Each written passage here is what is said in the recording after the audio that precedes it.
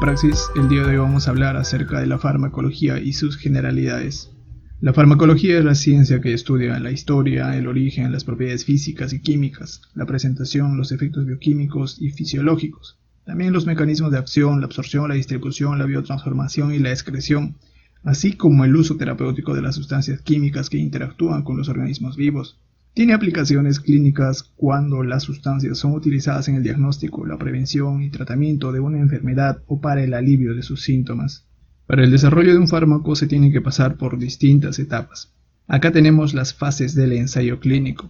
Todo empieza en la fase 0, que es el estudio en animales de experimentación. Luego continúa la investigación en humanos y empieza en la fase 1 en voluntarios sanos. Se evalúa la toxicidad, la farmacocinética y la farmacodinamia. Son estudios no aleatorizados y se prima la validez interna y tienen un tiempo menor de duración. Continúa luego la fase 2 o exploratoria, donde el número de pacientes es reducido con el fin de describir los efectos terapéuticos y establecer las dosis. Se estima la eficacia piloto. Pueden ser controlados y con asignación aleatoria. Dentro de ellos tenemos a la fase 2A y B. La fase 2A, con criterios de inclusión muy estrictos y a veces sin grupo control, se centra más en el estudio de las dosis respuesta. En la fase 2B es con mayor número de pacientes, pero aún con criterios estrictos y análisis por protocolo.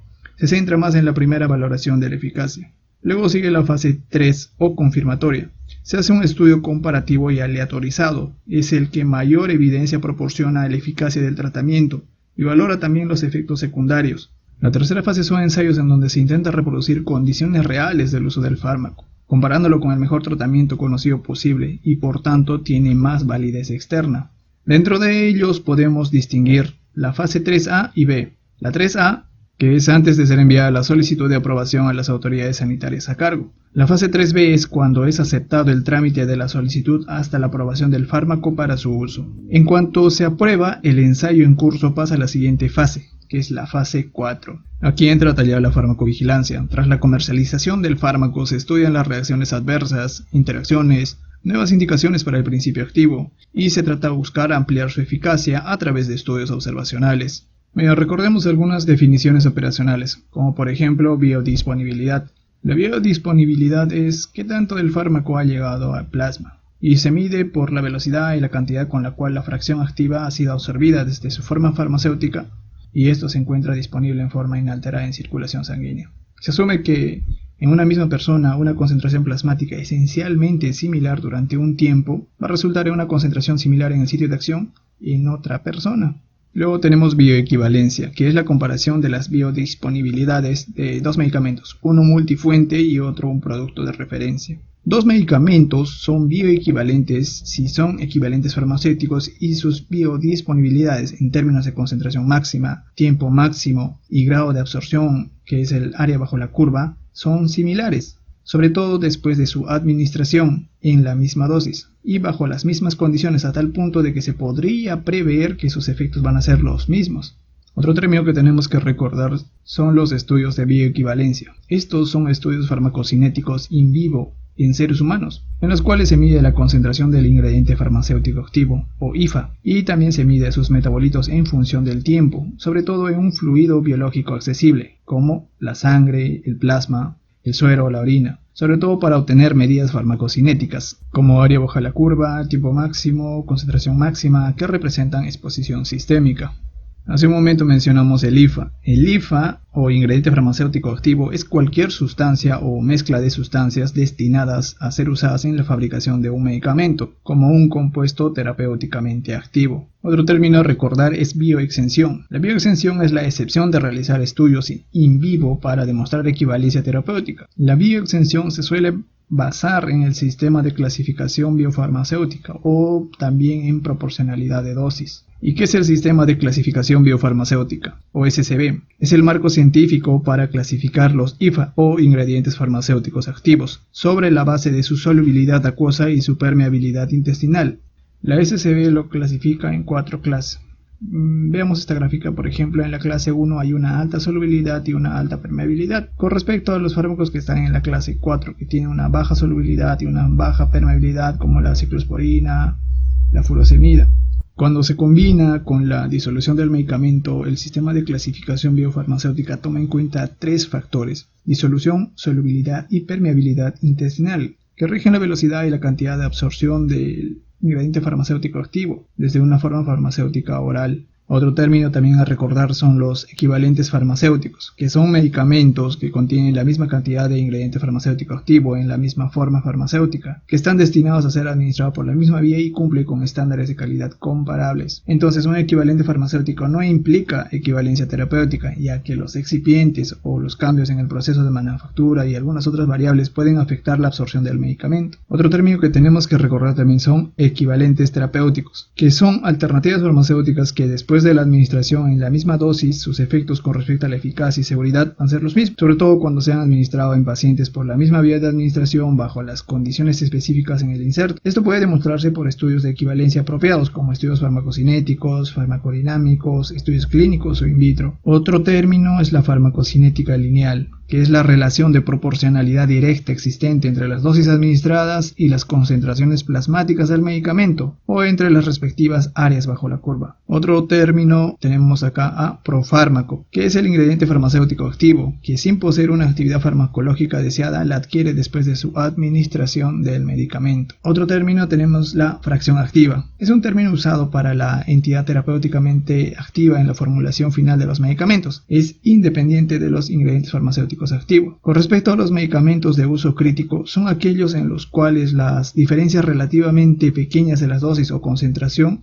conducen a fallas terapéuticas o reacciones adversas que podrían ser graves o podrían ser eventos persistentes o irreversibles o lentamente reversibles o potencialmente mortales. Tenemos también otro término que es el medicamento intercambiable. Es aquel que es terapéuticamente equivalente al producto de referencia y que puede ser intercambiado con este en la práctica clínica. Con respecto a los medicamentos multifuente que habíamos hablado al inicio, son equivalentes farmacéuticos o alternativas farmacéuticas que pueden o no ser equivalentes terapéuticos. Los medicamentos multifuente que hayan demostrado equivalencia in vivo o in vitro se consideran terapéuticamente equivalentes al producto de referencia y pueden ser declarados intercambiables. Con respecto a producto innovador, es aquel que está autorizado por primera vez en el mundo sobre la base de su calidad, seguridad y eficacia. Y para terminar las definiciones operacionales, vamos a terminar con ventana terapéutica, que es el intervalo de concentraciones plasmáticas de un fármaco dentro del cual la posibilidad de obtener una respuesta clínica deseada es satisfactoria. Este intervalo se establece entre las concentraciones mínimas que pueden producir efectos terapéuticos y las concentraciones mínimas que pueden generar efectos tóxicos. Muy bien, ahora hablemos acerca de las categorías o niveles de riesgo farmacológico. Son 5 categorías descritas por la FDA, la A, B, C, D y X. Estas categorías son sobre todo para evaluar el riesgo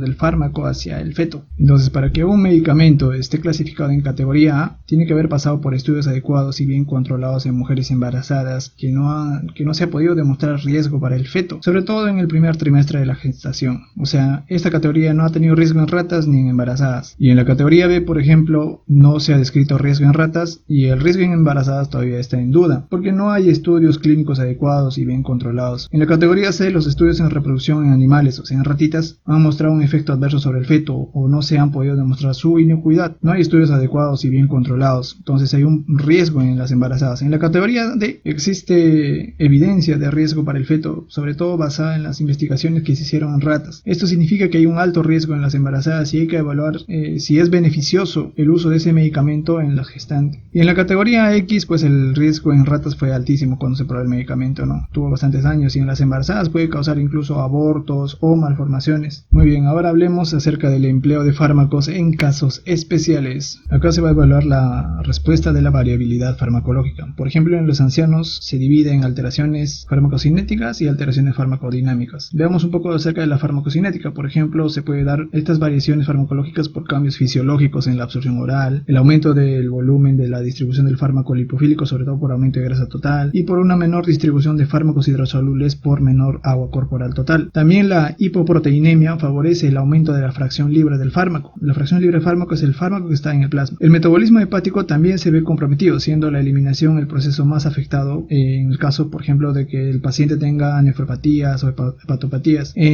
Con respecto a las alteraciones de la farmacodinamia, se da con mayor sensibilidad a los fármacos cardiovasculares o los que sean dicumarínicos y los que tengan efecto a nivel del sistema nervioso central. Otros factores extrínsecos que se pueden añadir, por ejemplo, podría ser la sobredosificación, la polifarmacia, la automedicación, el mal cumplimiento de las dosis. Con respecto a los niños, se producen variaciones farmacocinéticas, sobre todo durante el primer año de desarrollo. En las gestantes, las alteraciones farmacocinéticas que se producen son disminución del peristaltismo y la acidez gástrica. También puede haber un retraso de la absorción de medicamentos liposolubles, un aumento en la absorción intramuscular y tópica, sobre todo por mayor perfusión de la piel y los músculos. También puede haber un aumento en la fracción libre de fármacos ácidos débiles, sobre todo por la disminución de la concentración de albúmina. En el feto, la barrera hematoencefálica está poco desarrollada y las sustancias pasan fácilmente al sistema nervioso central. Aunque el feto puede biotransformar fármacos de manera reducida, su eliminación suele ser placentaria. En el caso de pacientes con insuficiencia renal, es preciso hacer ajustes sobre la dosis según el estado de la función renal, sobre todo por ser muy sensible a nefrotóxicos como por ejemplo aminoglucósidos. Y en la insuficiencia hepática, la biotransformación es difícil de estimar, por ejemplo en el caso de benzodiazepinas, teofilinas o macrólidos. Estos fármacos deben ser utilizados con precaución. Ya que acabamos ahora la introducción, vamos a hablar acerca de la farmacocinética. La farmacocinética es lo que tu organismo le hace al medicamento a través de ciertos procesos como la liberación, que lo conforma, la desintegración, la desagregación, la disolución. También tenemos otros procesos como la absorción, la distribución, el metabolismo y la eliminación. Vamos a empezar hablando acerca de la absorción. En la absorción, el fármaco entra en la circulación sistémica y va a depender de la solubilidad, de su concentración, de su superficie de absorción y de la perfusión del tejido. Como sabrás, hay varios tipos de transportes, como el de difusión pasiva directa, que es a favor de la gradiente en fármacos liposolubles. Otra forma de difusión es la difusión pasiva a través de poros. Tenemos también la difusión facilitada por uso de proteínas, sobre todo para ir a favor de la gradiente sin usar energía. Tenemos también el transporte activo específico. Este usa una proteína y también usa energía para ir contra gradiente. Por último tenemos la pinocitosis y la endocitosis. Es para grandes moléculas que son engullidas y forman vesículas para poder ingresar a la célula. Luego tenemos las vías de administración. Dentro de estas tenemos la vía enteral, la vía parenteral, la vía transdérmica,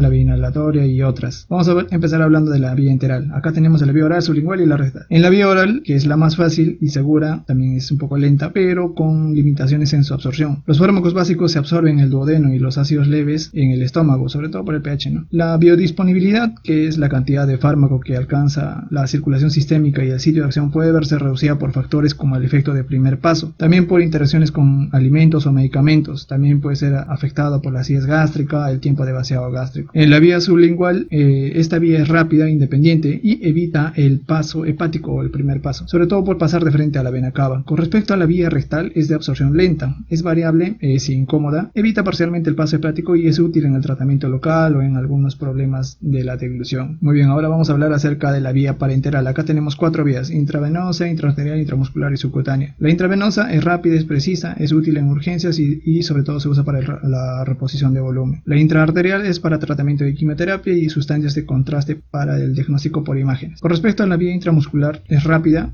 tiene una alta absorción, hay una liberación mantenida y hay que evitarlo sobre todo en problemas de coagulación, problemas de hemostasis, porque podría causar una necrosis cutánea. Con respecto a la vía subcutánea, esta vía es rápida, es de fácil aplicación y generalmente es útil en tratamientos paliativos. Tenemos otras vías también, como la vía transdérmica, tiene una administración deficiente. Otra vía usada es la inhalatoria, es rápida, de acción local como los broncodilatadores y la anestesia general. Un porcentaje de los medicamentos administrados por esta vía evitan el primer paso, que es el paso hepático. Tenemos también otras vías, como la vía vaginal, la vía nasal, la vía conjuntival, la vía epidural, la intraósea, etc. Con respecto a los parámetros farmacocinéticos de absorción, vamos a recordar 5 términos ya: periodo de latencia, concentración mínima tóxica, concentración mínima efectiva, rango e índice terapéutico y la concentración máxima en sangre. Muy bien, empecemos por el periodo de latencia, es donde no se evidencia efecto terapéutico. Luego sigue la concentración mínima tóxica, que es el inicio de las reacciones adversas medicamentosas. Luego tenemos la concentración mínima efectiva, es donde se inicia el efecto terapéutico del fármaco. Y entre la concentración mínima efectiva y la mínima tóxica vamos a encontrar el rango o índice terapéutico, que puede ser amplio, cuando es amplio y seguro, y también puede ser estrecho, en el cual se necesita hacer dosaje en plasma del fármaco para monitorizarlo, como en el caso de los aminoglucósidos, que son ototóxicos o nefrotóxicos, en los anticonvulsivantes y también en la dioxina, el litio, etc. Por último tenemos la concentración máxima en sangre, que es el efecto máximo de concentración farmacológica farmacológica después de la administración intravenosa. Esta es inmediata y disminuye en dos fases. En la primera es distribución y la segunda es equilibrio o eliminación. Bueno, después que ya te tomaste tu pastillón, este se ha absorbido, viene el siguiente proceso, que se llama distribución. Aquí es cuando el fármaco llega al tejido y este puede ser afectado por factores físicos, químicos, puede estar afectado incluso por la fijación a proteínas, puede ser también afectado por el flujo sanguíneo y la permeabilidad capilar. El fármaco libre en plasma es el único que se llama fármaco activo, y el que está fijado a proteína se considera que está en reserva, sobre todo para una acción más duradera. Con respecto a la barrera hematoencefálica y placentaria, solo permiten el paso a fármacos liposolubles. Y también hay que recordar que dentro de los parámetros de distribución tenemos que recordar 4 conceptos, que es el volumen de distribución, dosis de carga, dosis de mantenimiento y la determinación de niveles plasmáticos. Entonces, ¿qué es el volumen de distribución? El volumen de distribución es la cantidad teórica del medicamento distribuido en tu organismo. A menor volumen de distribución, mayor concentración en plasma, y a mayor volumen de distribución, mayor concentración en tejidos. El volumen de distribución es útil para calcular la dosis que se necesita para alcanzar la concentración farmacológica adecuada. Otro término que tenemos que recordar es la dosis de carga. Se usa en emergencias, es la dosis administrada al inicio del tratamiento para alcanzar el nivel de concentración farmacológica deseado en el plasma. No es necesario disminuir la dosis de carga en pacientes que sufran insuficiencia renal o insuficiencia hepática. Y la dosis de mantenimiento va a ser la dosis de reposición del fármaco eliminado del organismo, el cual va a ser dependiente del aclaramiento. Muy bien, sigamos hablando acerca de la dosis letal 50. La dosis letal 50 es cuando el 50% de los individuos, en este caso animales, han muerto a causa del fármaco. La dosis efecto 50 es cuando el 50% de los individuos en los cuales se han experimentado el medicamento percibieron el efecto del fármaco. Seguimos con dosis diaria definida, que es la dosis de mantenimiento diaria de vida media de la droga, conocida como posología. Con respecto al estado de equilibrio estacionario, es la cantidad de fármaco que sale y entra del organismo y va a depender de la vida media del fármaco. Y por último, la determinación de niveles plasmáticos, el cual es el proceso para ver la concentración del fármaco indicado para evaluar y valorar la eficacia o toxicidad de la droga, para hacer el control terapéutico y la respuesta a dosis habituales, sobre todo para individualizar las dosis, ¿no? Esto es para fármacos con estrecho margen terapéutico y con una variabilidad farmacocinética con una alta interacción farmacológica. Muy bien, ahora sigamos con el otro proceso que se llama metabolismo. El metabolismo es el conjunto de modificaciones químicas que sufre un fármaco por eliminación o por activación. Activación es el caso de profármacos, sobre todo por la acción de diferentes enzimas que lo transforman en sustancias hidrosolubles, más iónicas y polares, favoreciendo su eliminación renal o hepatobiliar. El más importante acá es el hígado, donde suceden dos tipos de reacciones. En la fase 1 que vamos a tener oxidación, reducción, hidrólisis y descarboxilación, sobre todo para hacer más polar al fármaco, y luego en la fase 2 que va a ocurrir la acetilación o conjugación glucurónica o sulfónica. Entonces, en la fase 1 interviene el sistema citocromo P450 mediante inductores enzimáticos. Esto va a catalizar las reacciones. Entonces, la presencia de inductores o inhibidores del citocromo P450 puede determinar la ineficacia o la toxicidad de los medicamentos. Y ya terminando, vamos a tener la última fase o el último proceso que se llama excreción o eliminación. Y las principales vías de eliminación que vamos a tener va a ser la vía renal y la vía digestiva, sobre todo el sistema hepatobiliar. También está la leche materna, así también como la saliva. Entonces, ¿qué favorece la eliminación? Por ejemplo, la hidrosolubilidad, el bajo volumen de distribución y la escasa unión a proteínas del plasma. Por ejemplo, en el riñón los fármacos se eliminan de 3 maneras: filtrado glomerular, secreción tubular mediante proteínas transportadoras y reabsorción tubular en función de la liposolubilidad y el pH de la orina. Si es por vía biliar, el fármaco sufre conjugación hepática para ser eliminado en las heces. Dentro de los parámetros farmacocinéticos de eliminación tenemos el aclaramiento plasmático total, el constante de eliminación y la vida media o semivida de eliminación. El aclaramiento va a ser la velocidad de eliminación de la concentración de sustancias. El aclaramiento total plasmático es el volumen total de sangre que se puede limpiar o aclarar del fármaco en 1 hora. La constante de eliminación va a ser el aclaramiento plasmático total sobre el volumen de distribución. Con respecto a la vida media, es el tiempo para que la concentración plasmática de un fármaco disminuya al 50%. Esto solo es aplicable a fármacos de orden 1, o sea, de eliminación de orden 1. La eliminación de orden 1 es cuando la velocidad de eliminación depende de la cantidad de fármaco que hay en el organismo. Luego de la eliminación del fármaco sigue una cinética de eliminación de orden 0 y se va a eliminar una cantidad constante de fármaco. Muy bien, ya para terminar la clase vamos a hablar acerca de la farmacodinamia. Ya con esto acabamos. La farmacodinamia nos va a ayudar a evaluar la afinidad y la actividad intrínseca del fármaco. Acá hay que tener en cuenta estos términos, que es agonista y que es antagonista. Cuando un fármaco se une a su receptor es afinidad y ocasiona una respuesta llamada eficacia. A esto se le denomina agonista. Va a ser agonista puro si su eficacia es alta y va a ser parcial si su eficacia va a ser baja. El agonista puro no tiene actividad toxicidad y su eficacia va a ser nula. Cuando un agonista parcial con un agonista puro compiten por un receptor, se va a comportar como un antagonista al impedir que actúe el agonista de mayor eficacia. Se conocen dos tipos de antagonistas, el competitivo y el no competitivo. En el antagonismo competitivo, el agonista y antagonista se unen en el mismo sitio con una eficacia casi nula. Va a ser dosis dependiente, siendo diferente en el no competitivo, donde el antagonista se une en un lugar diferente y va a generar un cambio conformacional, impidiendo la unión del agonista. Otro tipo de antagonismo son los agonistas inversos, que es un agente que se une al mismo receptor que un agonista, pero induce una respuesta farmacológica opuesta a la del agonista. Otro también tenemos el antagonismo fisiológico, es cuando se produce una anulación de la respuesta debido a efectos farmacológicos opuestos y no a la ocupación de receptores similares, generalmente por estimulación de vías regulatorias endógenas contrarias, por ejemplo en el uso de adrenalina o sedantes. Muy bien, vamos a terminar con los tipos de interacciones, que es adición, sinergismo, potenciación y antagonismo.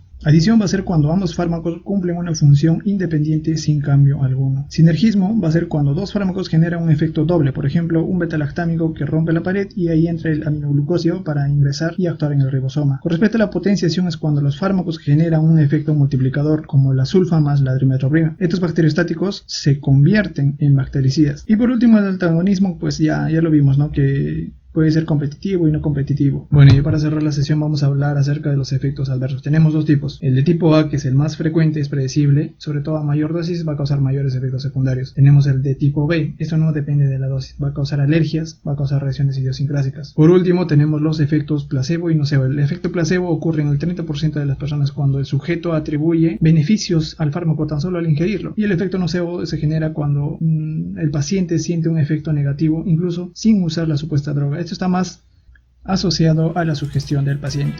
Eso es todo por mi parte y chao.